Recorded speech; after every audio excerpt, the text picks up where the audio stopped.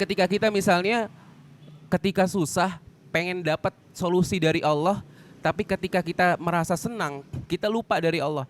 Maka kita ibadah misalnya baca Al-Fatihah pas sholat. Bismillahirrahmanirrahim. Alhamdulillahirabbil alamin. Arrahmanirrahim. Maliki yaumiddin. Iyyaka na'budu wa iyyaka nasta'in. Ihdinas siratal mustaqim. Siratal ladzina an'amta 'alaihim ghairil maghdubi 'alaihim waladdallin. Amin. Pengen cepet-cepet gitu ya. Salatnya pakai turbo. Udah gitu pas waladhdallin amin yasin Allahu akbar misalnya innalillahi wa inna ilaihi rajiun. Ya. Apakah ini sifat syukur yang kita tanamkan? Apakah ini sifat syukur yang menjadi keseharian kita? Bahwasanya ketika kita susah kita mohon kepada Allah, tapi ketika senang kita lupa dari Allah.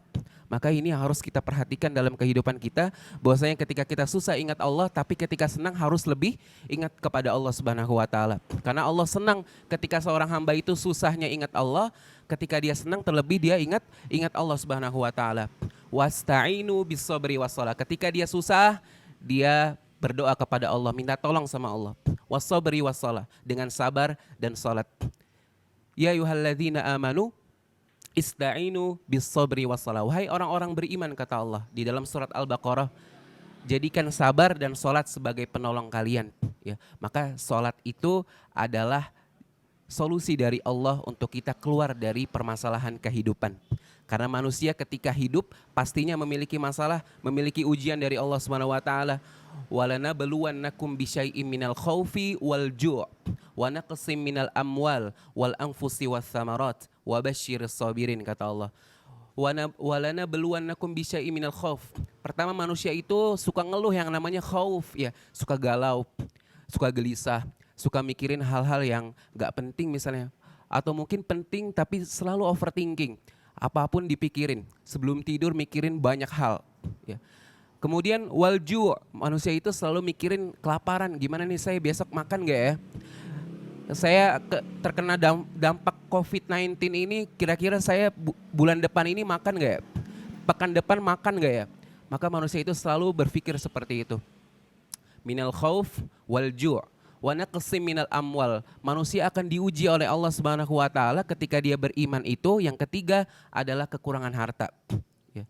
Aduh, tadi ya saya kira-kira pekan depan makan gak ya? Teman-teman saya udah banyak yang di PHK. Teman-teman saya usahanya mulai turun karena daya beli orang-orang itu berkurang. Kira-kira saya gimana nasibnya? Nah, ini yang selalu dihadirkan oleh orang-orang yang beriman itu, sengaja Allah berikan itu sebagai ujian. Padahal masalah rizki Allah Subhanahu wa taala sudah jamin untuk orang-orang yang beriman. Bahkan untuk seluruh manusia, bukan hanya orang-orang yang yakin kepada Allah, tapi orang-orang yang non-muslim pun Allah jamin rizkinya, ya. Tapi ketika orang-orang beriman diberikan rizki oleh Allah, perbedaannya adalah orang-orang beriman itu diberikan keberkahan atas rizkinya. Dia diberikan kebahagiaan, dia diberikan ketenangan, diberikan rizki itu menjadi manfaat kepada orang-orang sekitarnya. Itu adalah ciri orang-orang yang diberikan keberkahan oleh Allah dari rizkinya. Kemudian walanabluwannakum bisyai'im minal khauf wal ju' wa naqsim minal amwal wal anfusi was samarat, kekurangan makanan. Maka ini hal-hal yang banyak dikeluhkan oleh manusia. Allah sebutkan semuanya. Tapi apa kuncinya, kata Allah? Wa basyiris sabirin. Berikan kabar gembira kepada mereka yang sabar. Bagaimana orang-orang yang sabar itu? Apakah sabar itu hanya sekedar bro sabar ya bro misalnya?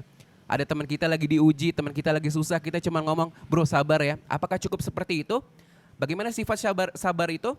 Kata Allah di ayat selanjutnya, alladzina idza asabathum musibah qalu inna lillahi wa inna ilaihi rajiun. Orang-orang yang sabar itu bagaimana? Dia yang ketika diuji oleh Allah, ketika diberikan musibah oleh Allah, mereka mengatakan inna lillahi wa inna ilaihi rajiun.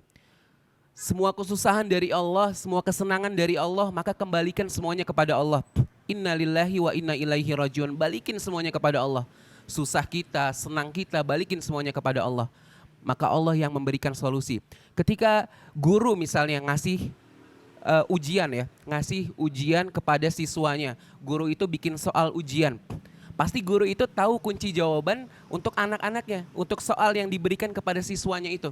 Ya, begitupun Allah ketika Allah memberikan ujian kepada manusia, kepada terlebih orang-orang yang beriman, maka Allah memiliki kunci jawabannya.